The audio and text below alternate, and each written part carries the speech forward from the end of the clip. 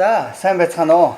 Бельгийн Вант улс дахь монголчуудын нэгдсэн холбооноос үйл ажиллагааны мөн бас саяхан болсон дэлхийн нийт хөлийн чанд дахь монголчуудын маань 12 дугаар чуулга уулзалт боллоо.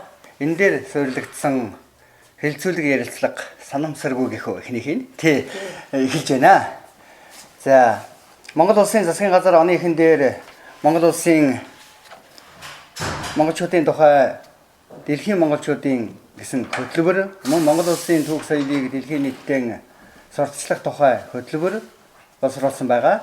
Үүний үндсэн дээр энийг хэрэгжүүлэхийн хүрээнд болсон хөлийн чанд дахь монголчуудын маань төрийн бас байгууллагуудын уулзалт мөн Монгол улсын хөгжил гэсэн сэдвтэй чуулга уулзалт жил болгон болдог. Энэний 12 дахь удаа нь Францын Парис хотод сая болж өнгөрлөө. Энэ хагас хотын сайнд тийм ээ. Энд нэгдсэн холбооны маань бүрэлдэхүүнээс нийт холбоодуудын төлөөлөл одоо болж өгвөл бүрэн бүрэлдэхүүнээрээ явах гэж бид нэлээд хишээсэн. За 4 5 2 3 холбоод маань бол ажил төрлийн шалтгаанаар болоод арай явж амжсангүй. Зарим нь төлөөллөө явуулаад ингээд ерөнхийдөө 80-70% бүрэлдэхүүнтэй бид оролцоод ирлээ.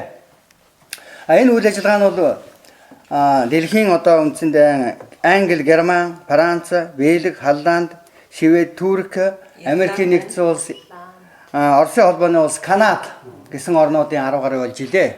Орнуудын 150 монголчууд маань нэг өдөр тийм оюуны чууллаа. Энэ бас их онцлогтой газар боллоо. Дэлхийн түмэн анхаарал оюуны бөгөөд амьдралын хэрэгцээг хангаж байдаг. Тэ худалдааны том төвд боллоо. Тэнд үнэхээр амьдралын зах зээлийн арилжааны сүлжээ дэлхийд явж байдаг бол тэр өдөр монголчуудын оюуны тийм оргилсан давлгаан нэг өдөр бүтэн байлаа. Энэгийг бас багталж хэлэхэд сайхан байна. За энэ арга хэмжээнд Монгол улсын гадаад явдлын яамны сайд маань өөрийн биеэр оролцлоо. Гадаад харилцааны сайд мөн мэдээлэл зар сурталчилгааны албаны дарга мандах гэрэл оролцлоо. Монгол улсаас бүгд найрамдах Францаар улсад суугаа элчин сайд Батсайхан гэх мэтийн одоо албаны хүмүүс байлцлаа. Энэ чуулганы үеэр улам жил болсон хөлийн чанд дахь монголчуудын маань төрийн бас байгууллагуудын за ажил амьдралынхаа хажуугаар бүгд л адилхан эх орныхоо төлөө, өр хөгжийнхаа төлөө, суурь соёл хүмүүжлийнхаа тухай, технологи шинжилэх ухаан, мөн Монгол улсынхаа хөгжил дэвшлийн төлөө бод санж явдаг монголчууд маань бүгд л байдаг. Энэ бүгдийн минь төлөөлөгч уулзалт семинар болсон. Тэ? За энийг та бүхэн маань бас бүгд мэдж байгаа. За энэний талаар бид бас ярина, сонирхуулна. За энэ чуулга уулзалтанд бөгөөд мөн бас хөлийн чанд дахь монголчуудын төрийн бас байгууллагуудынхаа зөвлөгөөн ярианд нэгдсэн холбооныхаа монголчуудынхаа Бельгийн монголчуудынхаа нэрийн өмнөөс бид бас нэлээд санал онолуудыг бол тавьсан. За үүний зарим нэг нь бас дурдах юм бол хүүхдүүдийнхаа соёл боловсролтой холбоотой сургууль соёл байгуулах үйл ажиллагаа бид бол өрнүүлж байгаа. Сургууль соёлоо нэмэгдүүлэх бодлого тийм ээ энийг чанаржуулах энэтэй холбогдсон санал бодлыг бол орон орны монголчууд маань ярьж байна, хэрэгжүүлээд эхэлсэн байна. Ер нь нэг оронд байгаа холбоодууд байх бай. Европод байгаа холбоодууд маань сургууль соёлоороо нэгдэж, хүүхдүүдээ нэгдэж, тэгээ хүүхдүүдийн дунд сургууль боловсролын чиглэлээр урлагийн баяр, номын баяр эднүсээ хийж байх бодлого хүртэл яригдж явлаа. За энэтэй холбогдоод багш боловсон хүчнийг хангахад анхаарал тавих, мэрэгжлийн багштай байх, тэрийг төр засгаас салин систем, нийгмийн даатгал, хамруулах систем нь ямар байдгийг санал тавьж байлаа. За ардын хувьсгалын баяр наадам гээд Монгол түмний маань хийж байдаг баяр наадам сайхан баяр уламжилт баяр. Энэ дээр үндснийхаа их түүх соёл болсон бөхчүүдийг урамшуулах бодлогыг бас бид ярьж явлаа. Жишээлх юм бол томоохон наадмуудад оролцож байгаа бөхчүүдэд аймаг сумын цол олгодог зэвчим журмыг Монголын үндэсний бүхий холбооноос санал асууж өгнө гэсэн саналыг тавилаа. За хөлийн чанд дахь монголчуудын нэгдсэн зөвлөл маань төрийн бас байгууллага Германд байдгийг та бүхэн мэднэ. Дарга нь инк төвшин. Тийм ээ. Энэ хамт олон бол бас өөрсдийнхөө харьяа хөлийн чанд дахь монголчуудын дуу хоолойг Монголын үндэсний хараадын телевизээр байнга нэвтрүүлэх ийм болон энэ улиралд 2 дугаар улиралд нээхээр төлөвлөж байгаа. Энэтэй холбогдуулж бас телевизийн нэвтрүүлэг нээн гэдэг бол мэрэгжлийн том байгууллага байдаг. Энэтэй уялдуулан тийм ээ боловсон хүчний бодлого бөгөөд технологи техникийн сонголтыг бас зөв хийх талаас нь бас зөх мэрэгжлийн хүмүүс маань зөвлөж байлаа тийм ээ. За бас нэг зүйлийг би бас хэлэх ёстой. Энэ Бэлгийн монголчуудын нэгдсэн холбооны зүгээс бол зохиолт хүнтэй ингэж явсан хүмүүс маань энд бүгд бараг сууж байна. За Монгол Бэлгийн нийгэмлэгийн тэргүүн мөнх баясгалан Францад ажилтаа үлдсэн учраас энэ юундаа оролцож чадсангүй. За манай соёлын холбоо мэдээлэл сурталчилгааны соёлын холбооны тэргүүн Бат хоёр бол бидний нөгөө эсрэг талд биднээсээ дурандаад ингээд зогсож байгаа учраас хараахан дэлгэсэнд гарч чадахгүй байх шиг байна. Түмэн олон мэдж байгаа. За тэгээ шууд ажил руугаа оръё да хэдүүлэн тий. Ер нь бас юу яригдсан энэ 2 өдөр тэр 5 дахь өдөр орой элчин сайдын яам дээр бид хоролдлаа холбоодод. Тэгээд хагас өдөр бүтэн өдөр чууллаа. Мөн хагас сайныхаа орой Францын элчин сайдын яам хүлээн авалт хийж байна, чөлөөт ярилцлага хийж байна тийм ээ. Их сайхан арга хэмжээнүүд боллоо. 150 хүн нэг амьсгаагаар эх орныхоо төлөө зүрх сэтгэлээ гаргаж, үр хөвгтийнхаа төлөө, ирээдүйн төлөө ингэж амьсгалж ярьж зохилох чи ер нь ямар агуу энерги байдаг юм. Энийг бид бүхэн мэдэрлээ. Тийм ээ. Хүн болгоно санал онлон инээмсэглсэн харцаар ихрэлсэн санаа бодол зоригоор ингэж илэрхийлж байлаа. Энийг хэлэхэд таатай байна. За тэгээ манайхан ярианыхаа агуулга руу орох уу. За эхний өдөр бол ер нь холбоо биш орон орны холбоодоо саналаа тавьж ирсэн тийм ээ. За жишээлбэл Германаас хэд одоо ямар санал тавилаа манайхан хэн санаж байна тий. Нараа ирэх үү. За. Насалмаа гэдэг охин холбооны бүгд найрамдах Герман улсын Монгол нийгэмлэгийн тухай бол одоо танилцуулга ихтгэл тавьж исэн. Бас Монгол академичдын холбооноос одоо гам бол тэгээд Штутгартын тий бас залуу бас ихтгэл тавьсан. Түүний ихтгэл бол надад бас их таалагдсан. Экологийн талаар одоо энэ орчин үед экологийн асуудлыг одоо улс болгон одоо өргөнөөр тавьж одоо бас энийг их судалж байгаа. Энэ дээр бас Герман улс ч гэсэн тодорхой хэмжээгээр төсөл гаргасан байна. Энэ үг л одоо Монгол улсын хөгжлийн бодлого чиглүүлээд одоо тэр төслийг аваад одоо ажилласан. Үүнд бол одоо 3 системтэй ажилласан байлээ. Эхлээд хүлэмжээ сэргээгээд тэр сэргээсний дагуу бас одоо шинчлээд тэнд бол одоо тэгээ ургамал цэцэг одоо бүх төрлийн одоо хүлэмжинд байх одоо ургамлуудыг тариалаад түүнийгээ бол одоо Монголынхаа бол одоо юу гэдгийг өсвөр дунд ангийн насны хүүхдүүд, бага насны хүүхдүүдийг авцар буцаж сургалт явуулаад тэрэн дээрээ үндэслээд бол одоо бас танин мэдхүүн одоо ном сургалтын гарын авлага гаргасан ийм ерөнхий төсөл аваад тэрийг хэрэгжүүлсэн байлаа. Энэ бол одоо 2014 оны 3 сараас 2015 оны 2 сарын хооронд явагдсан тийм төсөл байлээ.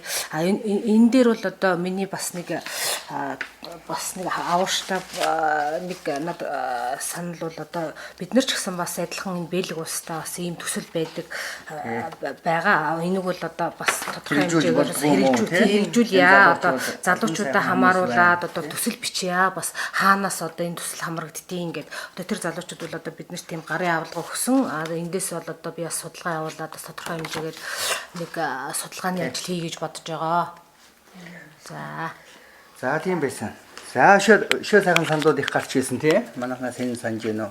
За жишээлх юм бол бас бид тэр би илтгэл дээр хэлсэн бас нэг санал болгоод тавьсан. Хэлийн чанд амьдарч байгаа монголчууд бол сонгуул болох гэж байна тий. Сонгуульд оролцох бүрэн эрхтэй. Түрүү жилд ямар туршлагатай байсан, энэ жилд яаж хэрэгжүүлж байгаа юм бэ гэдэг асуултыг би бас түрүүнд нэрийг буруу хэлсэн бол одоо нэг зөв хэлээдхий. Тий. Мандах цэцэг даргаас асуусан тий. Тэгээ зөх хариултыг бол маргааш сайд өгөх байхаа гэж тэгжсэн. Маргаашийн суулганы нээлтэн дээр сайд бол бас тодорхой хариулт өгөх шиг болсон. Энэ талаар ярих уу? За 30-ны хуралдаанд чуулган дээр бол сайд өөрөө оролцоод 2 чухал асуудал анхаарал татсан. Нэгдүгээрт нь болохоор Хэлийн чандад оршин шууд суугаа монголчууд гадаад иргэншээс авсан байдаг. Тентний хүүхдүүд дагаад гадаад иргэншилтэй. Тэр улсад Монгол орондоо дандаа визтэй зорчдог. Тэгэхээр 2017 оноос эхлээд гадаад иргэншил авсан иргэд болон энэ төрж өссөн хүүхдүүд хөх карт хөх үнүүлэх гэдэг хөх үнүүлэх олгоно 2017 оноос тэр үнүүлэхээр Монгол орондоо визгүй зорчирно. Гэхдээ Монгол улсын сонгуульд оролцох эрхгүй.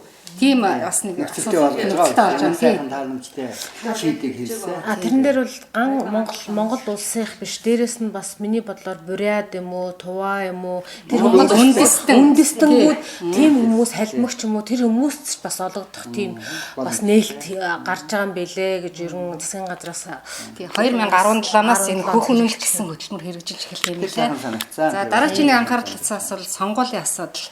Хэлийн чандад амьдарч байгаа монголчууд бол сонгуульд оролцох бүрэн боломжтой боловч өнгөрсөн сонголтын байдлаар нэлийн улсаас бол нэлийн төсөв гаргасан. Тэгвэл сонгуулийн тодорхой үр дүнд хүрээгүй. Ийм учраас энэ саналыг засгийн газар тавиулаад одоохоор шийдэл гараагүй. Яагаад тэгэхээр энд байгаа монголчууд маань Монголдо ямар нэгэн намын төлөө санал өгөхөөр тэр нь харьяалагдах тойрог дүүрэг гэж байдгүй учраас энд бол сонгуульд өгөх шийдэл гараагүй. Энийг тэгтээ яг сайд цаашаа боломжтой оргицсан боловч энэ дээр тодорхой сонгуулийн талаар сонгуульд хавь эрхийн талаар шийдэл гараагүй гэдгийг анхааруулж хэлсэн шүү. За баярлалаа. Үнэхээр сайхан байсан. Орны монголчууд маань дандаа эх орноо гэсэн сэтгэлээр тэгээд хийж бүтээхийн төлөө сурч бодсноо зориулахын төлөө явдгийм байна. Ер нь ч тийм те. Манай Бельгийн монголчууд бид бас бодж байлаа очоод Бельгийнхаа монголчуудыг аль болохоор ийм үйл ажиллагаанд өргөнөөр оролцуулж явах хэрэгтэй юм байна. Залуучуудаа оюутны холбоогоо те ер нь юм хий гэж байгаа хүн болгонд явж байгаа ажил амьдралын хажуугаар л гүйж байгаа. Энийг нэгтгэж бас ингэж дэлгэж өгчөөмөр юм байна. Хаалттай одоо хүмүүс их байгаа шүү дээ хүмүүс маань те. Тэр болгоо энд хандаж чадахгүй. Энийг бас хэлмээр байна. Хүмүүс маань ер нь юм хийх цаг болцсон юм байна. Их хоцрол үүсгэдэг хэцүү болно. Тийм ээ. За. Одоо тэр Холландаас ирсэн оюутны холбооны тэр Амраа гэдэг хүүгийн ярилцлага бол бидний сэтгэлд бол маш их хүрсэн. Тэр хүү болохоор зэрэг жаахгүй. Би одоо ерөөсөө энэ оюутны холбоог ерөөсөө хийгээд анхныхаа наадмыг зохион байгууллаа. 12 онд. 12 он тий. Тэгэхэд бол 700 хүнээс 600 гадаад хүн, 60 70 монгол хүн ирсэн. Тэгэд маш өөрхөн зүгээр л өөрхөн ямар ч юм туршлагагүй өөрхөн сэтгэлээрээ хийсэн тэр наадмыг зохион байгуулахдаа бол тэр хүүд бол ер нь их туршлага орж ирсэн. Ер нь яаж энэ Монгол өөрхөн найз нар Монголд үндсэн мэдхүү яаж хэл усаа ингээд төгс сайн ярьж сурах уу гэдэг дээр бол тэр хүү бол бидний сэтгэлд нь тэр нэг 24 5 насны л хүү байгаа юм л да. 24 настай хүү байсан тий. Тэгснэ ингэж ярьж байгаа бас би тодруулчих уу гэж тий. Тэр ингэж ярьсан. За уучлаарай би 10 биш 7 8 настай гадаад ирсэн учраас 10 гараад аваа сайхан эх орноо ойлгох болоод ирсэн чи мэдэх юм юу ч байхгүй. Бүр ярьж чадахгүй тийм ээ. Тэгээд ийм өөрөөсөө ичмэр имсэг болонгот би Монголынхон төлөө энэ Монгол хэлээ соёлоо сурахын тулд би найзуудтай болох хэрэгтэй гээд ганц нэг Монгол хүүхдүүд залуучуудтай найзлаад яагаад ингээд хоёр тийм хоорондоо ярьдаг болоод ингээ хэлэн жоох ер нь хэдүүлэн тэгвэл Монголынхон төлөө юм хий гэж холбоо байгуулсан гэж байгаа байхгүй юу. Тэгээ байгуулж үзсэн оюутны холбоо тийм.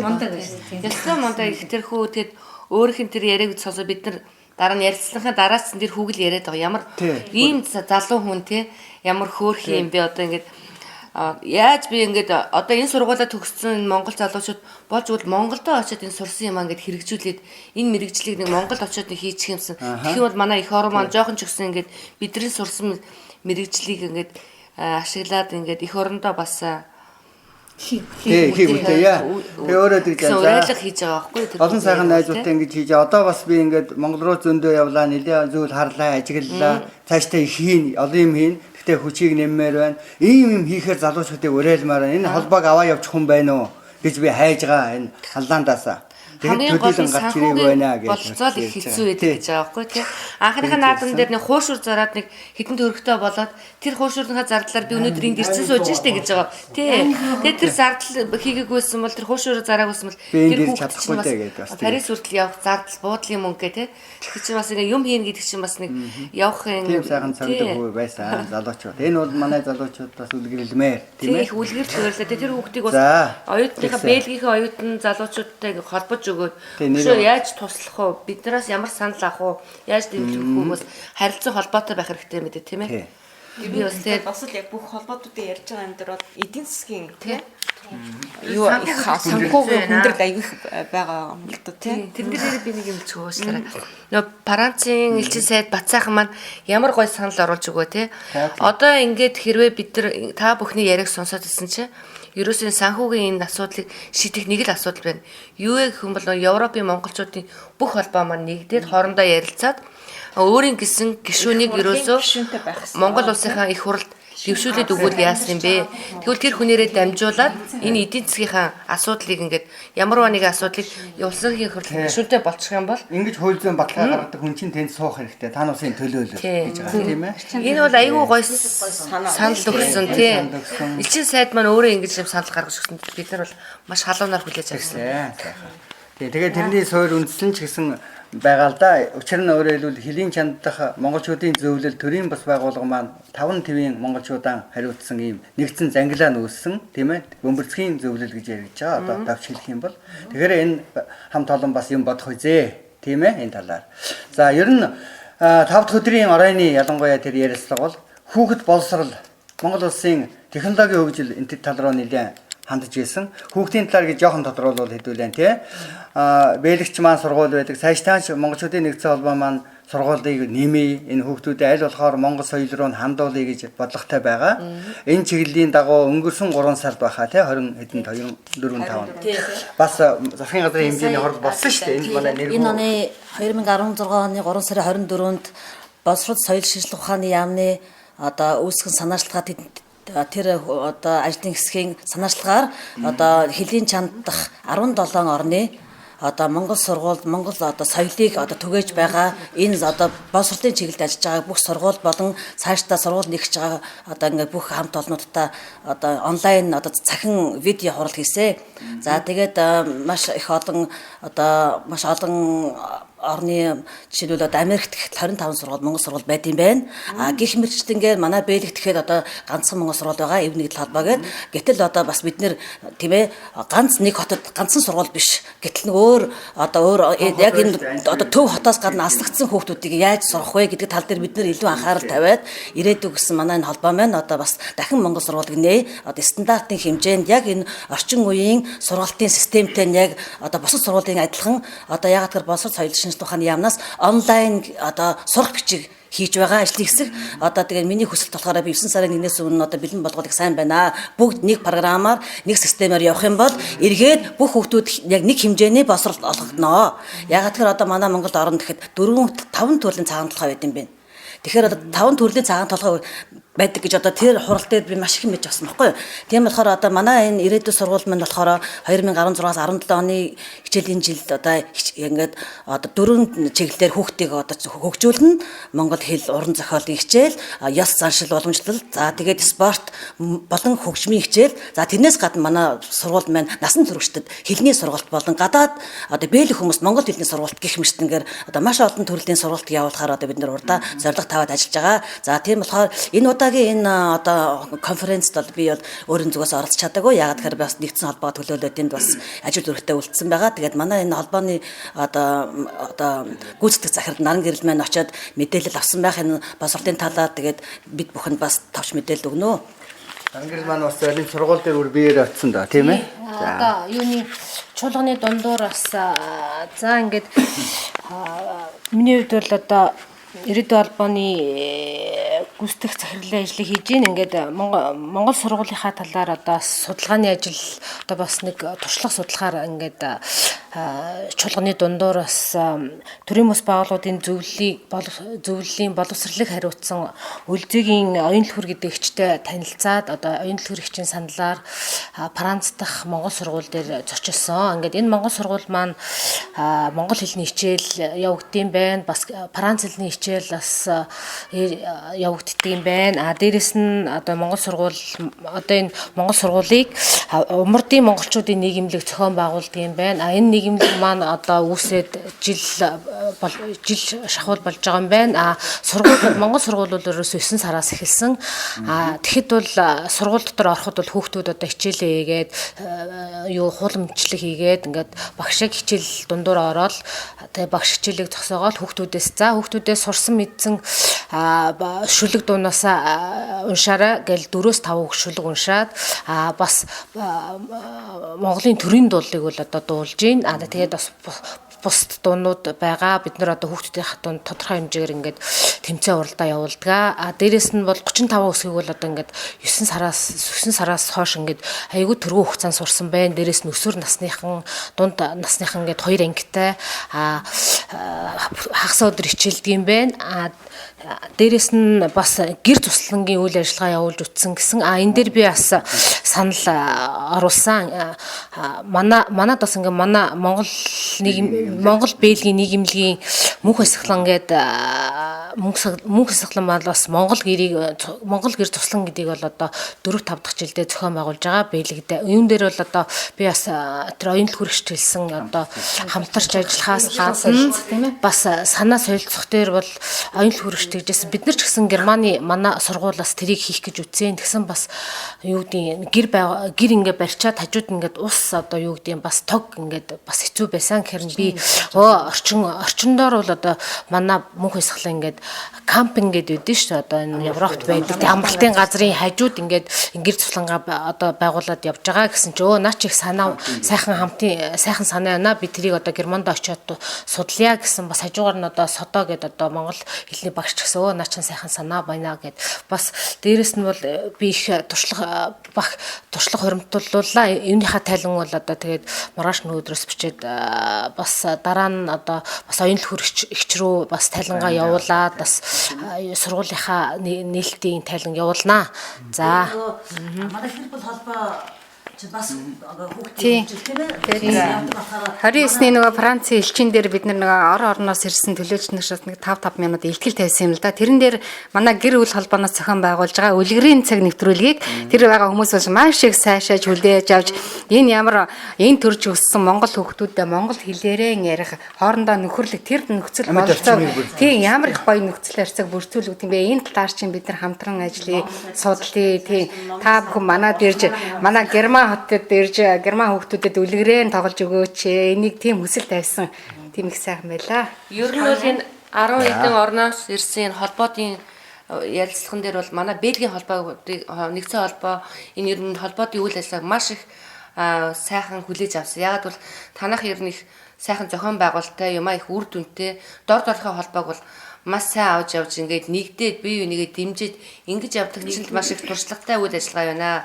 Энийг чинь одоо бид нар санал туршлага хүлээж авъя гэдээ одоо Францаас санал ирсэн, Туркээс ирсэн, бас нөгөө бидний хөрш оюутны Холландын тэр оюутны холбооны тэргүү маань бас бид нар саналаа тавьж ирсэн. Энэ дээр бас нэг зүйл хэлээд Францад суугаад нөгөө элчин сайд Батсайхан маань бас ингэсэн танаа Бельгийн монголчууд их ажил хийдэг юм байна. Манай францчууд танаахаас судлах их юм байна. Тэгээд танаа юун дээр он сарын 14 дээр болох шагаан наадам дээр бичлэн оролцсноо. Танах ерөөс их хөгжилд их хол явжээ. Бид танаагаас их суралцах юм байна шүү гэж хэлсэн. Тийм. Би ч ястаа гоё байсан. Сайд 2 дахь өдөр яг юу талаар лекцүүд явуулсан тэрийг нэг товчдоор да. Тэгээд За ер нь 2 дахь өдрийн чуулган бол тийм ээ. Үндсэндээ сэдвийг дөрөнд бид нар хэлсэн Монгол улсын хөгжилд мөн тэгээ бүтээлч үйлдвэрийн хөгжил гэж байгаа. Тийм ээ. Ингэж ийм сэдвүүд ороо 3 үндсэн салбар дээр явагдсан юм аа. Аялал жуулчлал, харилцаа технологи, барилга архитектур гэсэн тийм ээ. Энэ талаар манайхан бас сайхан илтгэлүүдийг их сонссон. Үндсэндээ 13 хүн илтгэл тавьсан. Тий. 3 хүний илтгэлүүдийг юу нэм. Тий. Одоо нэг багцлаад. Тий. За бас хараад хэлж болно доо. Би мэдээлэл талаас аюу ачих уу. тэгээд босчих юм.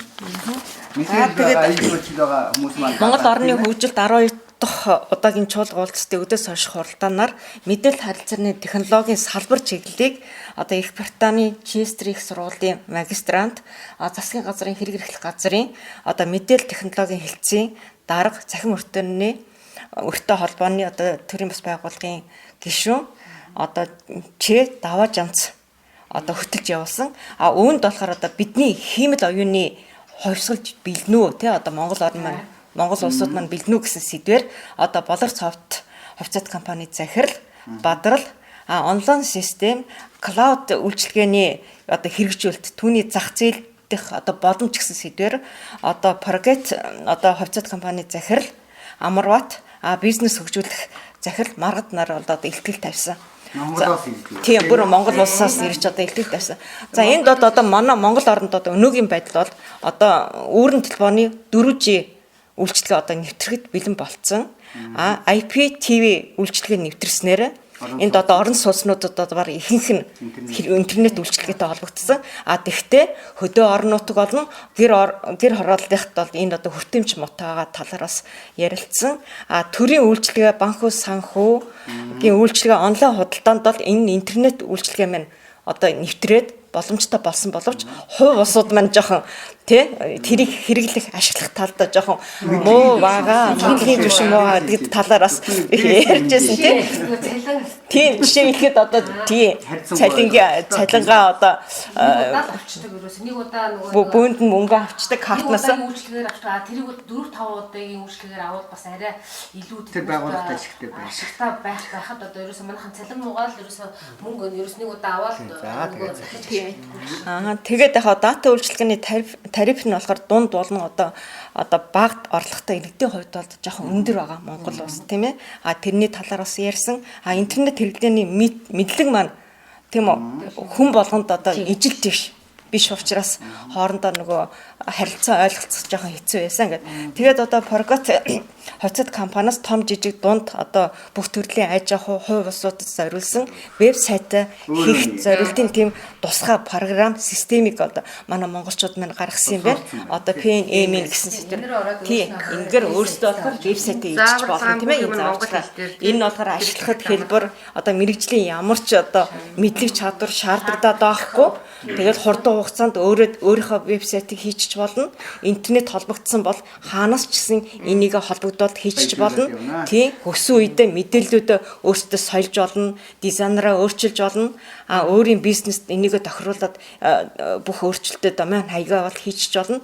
Тэгээ баг зардалтай зарим нөхцөл баг өнгөж байдаг гэсэн. Тэгээ энэ хаягаар ороод цөмөрөө бүр наривчлаад үзэх юм бол маш их сайхан мэдээллүүд байгаа. Би бол яг одоо өөрөө жоохон мэрэгжил ойлцоо болохоор энийг ариун сонирхож илүү жоохон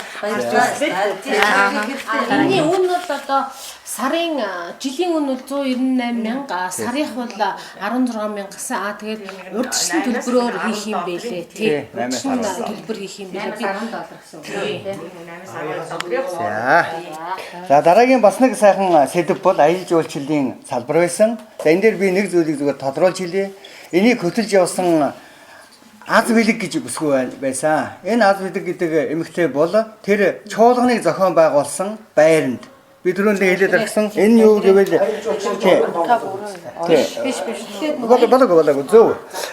зөв. Энэ галерейд Лафайет гэж том дэлгүүр байгаа тий. Өдөрт 1 сая хүн эргэж явдаг. Дэлхийн түмэн олны жуулчдын бөгөөд Монгол дэлхийн түмэн орны анхаарал байдаг ийм сайхан дэлгүүр бүх төрлийн үйл ажиллагаатай. Энэ дэлгүүрийн мундаг сайхан ажилд хийж байгаа энэ Монгол хүн гэдэг талаас нь би нэрлэмээр байгаа байхгүй юу бас зөв биз дээ.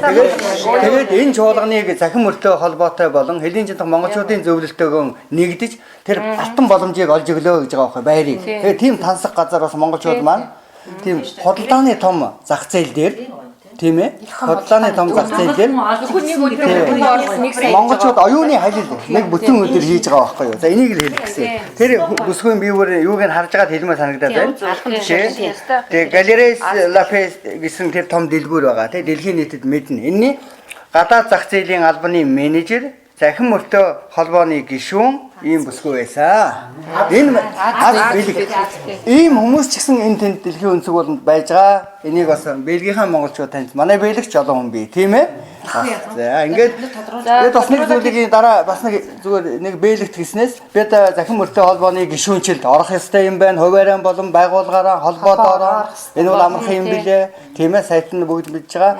Тэгээд цаашдаа хойдон жил 13 дахь чуулганд Англид болно. Тийм ээ. Энд бол зохион байгуулагч гишүүнээр логотойгоо ингэж орох ёстой нэртэй сүртэйгээ. Тэгээд 18 онд Бельгийн бан тосод энэ Европын энэ зангилаан дээр бас энэ сайхан чуулганыг Монгол улсын хөгжилд гэдэг чуулганыг зохион байгуулах зорилттой ажиллая гэж бодож байгаа шүү дээ. Тийм ээ. Бид нар сэвэгээ явуулах юм бол За юугаа жоохон тодруулах уу? Захим юу аялал жуулчлал гэдэг дээр музейн талаар их гоё мэдээлэл өгсөн өшөө юу гэж. Одоо энийг бол нөгөө би жоохон товчхон ярьчих тийм ээ. Түүнээс биш 35 минутууд маш сайхан нийтлэлийг бол Монголын манлайлагч эмэгтэй одоо Луврын музей албан ёсны тайлбарлагч Парис Поро аялал жуулчлалын бизнес эрхлэгч Г оюун тунгалаг гэдэг эмэгтэй Лувргийн тийм сайхан дэлхийн гайхамшиг ингээд тайлбарлаад ингээд явж байгаа юм сайхан арга барьсан шүү дээ. Энэ хувийн сургууль байгуулсан чадхаар хэмжээний мэдлэгтэй тийм зах зээлийн бөгөөд аялал жуулчлалын мэдлэгтэй хүн байлээ шүү дээ. Тийм ээ. Тэгэхээр хүмүүс маань очиж уулзаад бараг нэрэ. Тэгээд сонирхолтой залуучууд гэж болно шүү дээ. Тэгэх юм бол нөгөө надад одоо бүх юу нь байгаа. Имэйл хаяг тэр утасны дугаар. Тэгээд тэр эмэгтэйтэй холбогдоод бүгдөө ингээд холбогдоход төлөвтэй байгаа шүү. Тэндээс нэг зүйлийг бас бид бүхэн ойлгосон тийм аялал жуулчлалын хэдхэн зүйлээр тулгуурлаа. Тэрийг аялал жуулчлалын одоо яагаад дэлхийн 1-р номерын хот одоо ингээд улс болтол хөгжүүлсэн юм бэ гэхэд хамгийн түрүүнд энд чинь хүний юу гэдэг юм бэ? Одоо галт тэрэг одоо хүний зам тээвэр. Хэрвээ галт тэргийг одоо 1832 онд үүсгэж байгуулж чадаагүй бол тэр Парисын аялал жуулчлал эхэлж чадаагүй байх хэвээр. 1889 онд Эйфел, 1900 онд метро ингээд ерөөсө 120 жилийн түүхтэй энэ галерей гэдэг юмыг хувийн эзэмшил юуг бол явуулсан. Энэ галерей дотор бол ерөөсө бүх төрлийн дэлгүүр одоо за нэг 5 төрлийн ер нь хэлж сая бол тээврээ хэлчихлээ тийм. Тээвэр байсан. Аялал жуул 5 зүйл дээр үндэслэдэг юм аа гэх тийм. Мөн цаашлах бол хоол. Ягаад Парис, Франц маань сайхан хоолтой байдгийг. Хоол байх хэвээр, жочид буудлын байх хэвээр, зар сурталчилгаа байх хэвээр, тийм ээ. Гэх мэтийн зүйл дээр аялал жуулч тийм. яагаад харилцаа уус орны хоорондоо тийм хөгжих харилцах болцоотой болдоод ирэнгүүт тэрийг дагаад маш их хүмүүс орж ирнэ тий. Тэр одоо Эйфелийн цамхаг маань тийм 1889 онд ингээд байгуулагдсанаас хойш тэрийг тойроод 7 давхар байшин ерөөсөө тэр хотод ерөөсөө барьж болохгүй. Яагаад гэвэл тэр гоё юм аа ингээд 7 давхраас дээш барьж болохгүй.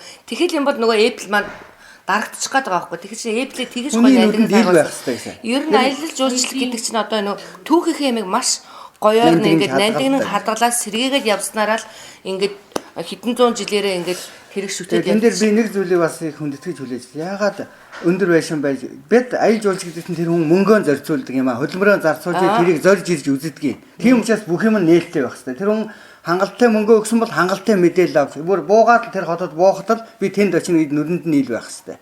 Монгол улс маань энийгээ бас нэг жоохон бодож улс орон хотоонд огцуулаасэ гэж ярьж байсан шүү дээ. Тийм бас нэг дахин хэлээдсэн нэг хоёр үг бол ерөөсөө харилцааны соёл ялангуяа одоо үйлчлэгээний газрууд маань одоо ерөөсөө их харилцааны соёлоо дэвшлүүлээч. Ялангуяа одоо дэлгүүр байна, дээрэс нь одоо онгоцны буудал байна, дээрэс нь хоолны газар байна. Ерөөсөө хүнд үйлчлэхдээ ерөөсөө сайхан инээгээл өөдөөс сайн байна уу, та сайн явж гэнэ үү, та сайхан хооллороо, та тавтааж очлоороо, дээрэс нь буцахт нь хүртэл та манай Монгол улсад тавтаад тухтаа дахиж ирээрээ, та нар одоо манай улс таалагдсан биздээ гэсэн тийм айгүй тийм сайхан хүмүүсийг одоо татах тийм харилцааны зүг бий болгооч гэж хэлсэн. Инээмсэглэр үдээрээ барилга архитектур гэсэн арга байхгүй сайхан сэдвийг ярьсан. Энэ дээр бид нар манай мөнх хязгаарлаа ярих хэрэгтэй байсан. Францтай үлдсэн учраас хараахан амтсан. Бүгдээрээ дэмжиж ярьчих тийм ээ. За жишээлх юм бол Германаас Батэрдэн гэж одоо сайхан залуу маш сайхан мэдээллийг өгсөн. За Батэрдний алба бол энэ Интерсипиа HMBH гэж байна. Компани архитектур Штутгарт хотод амьдардаг ийм залуу байна. Тэр залуу сайхан мэдээлэл өгсөн. Энэ ярихтан гол нь соёлын үнд бус санг хайрлж байж тэгээд хот суурингаан зөв одоо сэргээж байж энэ архитектур бол бас давхар хөгжидөг юм а гэдгийг бол ярих шиг болсон тийм баха. Тэгээд соёлын үнд санд одоо өв сан юу байдгийг одоо манай нэг дэлхийн соёлын өвд бүртгэгдсэн бүх юмыг дараалалаар нь хэлээд тийм ээ. Энэ түүх соёл бол Монгол улсаас жагсаалтанд нь орж байна. Энийг чинь хайрлж түүх соёлоо хайрлж явах юм бол дэлхийн нийтэд одоо бүртгэгдэх гайхамшгуудыг ярьсан тийм ээ. За нэг хөшөө нэг уулын балгас болтлоо унтсан байхад тэрийг яаж сэргээх вэ? Эхлээд зургийг авахаасаа эхэлнэ гээл тий. Тэгээ ажлын проектаа гаргаад холбогдох газарт нь танилцуулж төслөө гаргачаа тийм ээ. Тэгээ хэрэгжүүлэх ажлын групп ингээд эцсийн тэр хачин сайхан болсон зурган дээр нь ингээд тайлбарласан. Бас нэг залуу байсан. Тэрэн дээр надад нэг мундаг зүйл үлдсэн. Одоо та нарт маань юу үлдэвэл тэр нь Жагкулан. Жагкулан маань хаанхын залуу байлаа. Их сайхан олон сургууль төгссөн. Тэгээ Лондон, Их Британь, архитектурч юм барилгын залуу байсан. Тэр залуу бид нар чинь уулын чулуу дээшээ ингэж монгол хүмүүс болгоо ярьдаг тийм ээ. Тэр чи их түүхтэй гаралтай үүсэлтэй юм байна. Энтхийн их эрдэмтдээс олон зуун жилийн өмнөх дээдсийнх нь.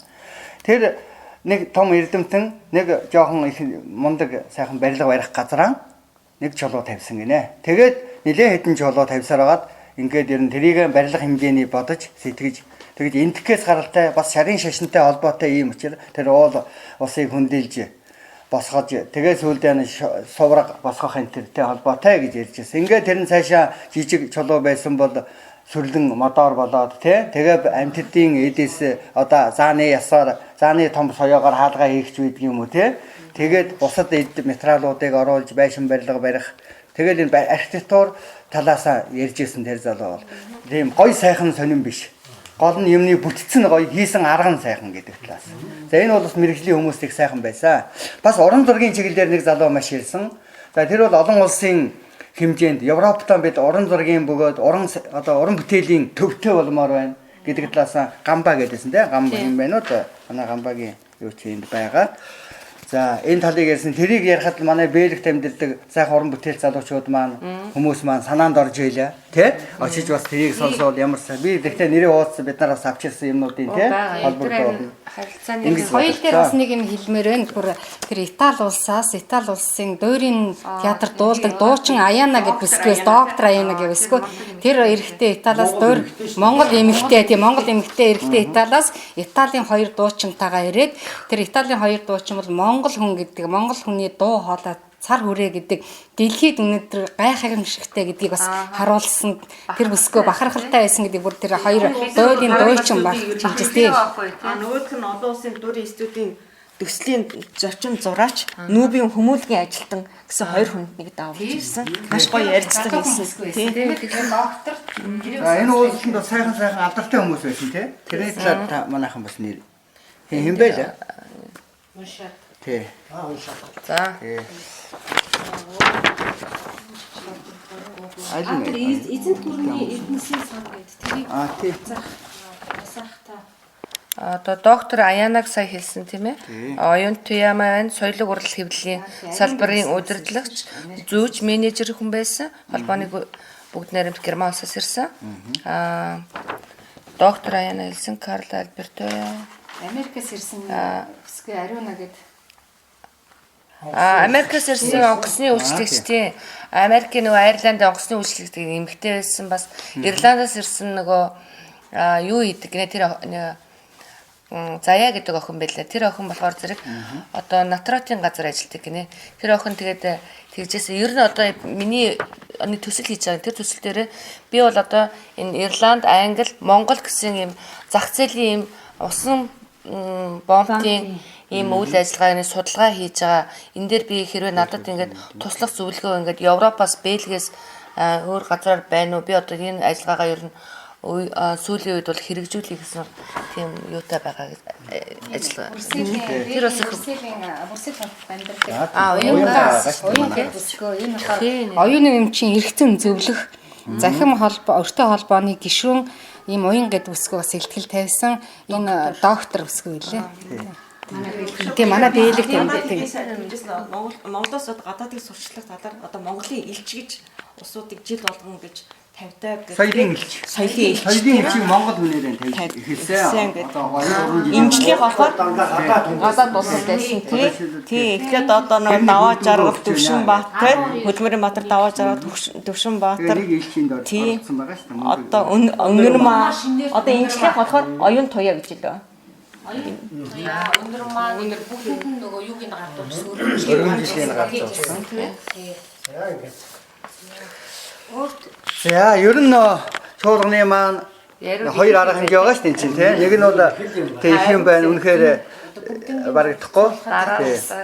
Тэгээд төрийн бас байгууллагуудын маань уулзалт мөн 12 дахь чуулган гэсэн юм хоёр төрлийн арга хэмжээ болсон юм шүү дээ тийм. Бүгдээрээ сайхан ярьлаа. Тэгээ одоо энэ өндөрлөлт тийшээ хандаж байгаа цаг их байна. За. сайд гэвлээ. Сайд бол ер нь саналаа сайн тавиарэ. Хэдийн чанд амьдарч байгаа Монгол хүмүүс нэ. Ямар ч одоо нууж хаах юм байхгүй, ишид зовх юмгүй. Монгол улсынхаа засгийн газар руу гадаад харилцааны хэргийн ямаараа дамжуулсан сандыг бол би хүлээж авахд бэлэн байна. Зөх хэмжээнд нь судлаад, зөх хэмжээнийх нь хариу шуурхай нээлттэй өгнө. Гадаадд байгаа бүх монголчууд гэсэн шүү. За байна. Ингээд монголчуудаа амжилт хийсэн, хадгалж дээдийн монголчуудаас гэрэл гээгээ харагдчихсан бүх монголчууд маань бас дээдсийн төлөө, тийм хүүхд соёлынхаа төлөө, өөрсдийнхөө боловсролыг бас төмөн олондоо зориулах хаа гэдгийг л уриалж байна да.